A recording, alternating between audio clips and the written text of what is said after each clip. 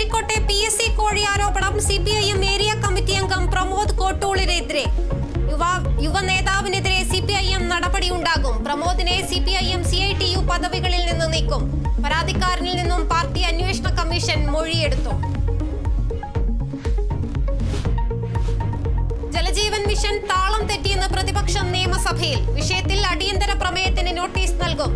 കേന്ദ്ര ഫണ്ട് പാഴായി പോകുന്നുവെന്ന് അനൂപ് ജേക്കബ് MLA. ശമ്പള പരിഷ്കരണം ആവശ്യപ്പെട്ട് റേഷൻ വ്യാപാരികളുടെ സംയുക്ത സമരം. സംസ്ഥാനത്ത് റേഷൻ വിതരണം സ്തംഭിച്ചു.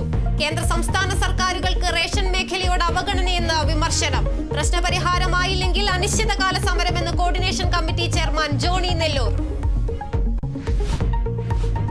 തൃശൂരിൽ വീണ്ടും ആവേശം മോഡൽ ഗുണ്ടാ പാർട്ടി നടത്താൻ ശ്രമം. 32 പേർ തൃശൂർ ഈസ്റ്റ് പോലീസിന്റെ പിടിയിൽ. യുവാക്കൾ തേക്കിൻകാട് മൈതാനിയിലെത്തിയത് തീക്കാറ്റ് സാജന്റെ പിറന്നാൾ ആഘോഷത്തിന്. പിടിയിലായവരിൽ പ്രായപൂർത്തിയാകാത്തവരും. നീറ്റ് പരീക്ഷാ ക്രമക്കേടിലെ വിവിധ ഹർജികൾ സുപ്രീം കോടതിയിൽ.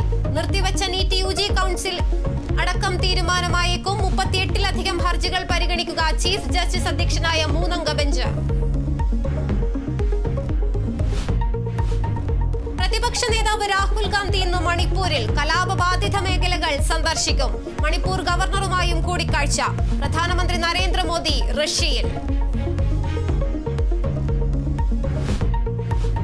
ഫ്രാൻസ് പാർലമെന്റ് 2ാം ഘട്ട തെരഞ്ഞെടുപ്പിൽ ഇടതു സഖ്യത്തിന് മുന്നേറ്റം. തീവ്ര വലതുപക്ഷ പാർട്ടിയെ പിന്തള്ളി. തൂക്ക് സഭയ്ക്ക് സാധ്യത.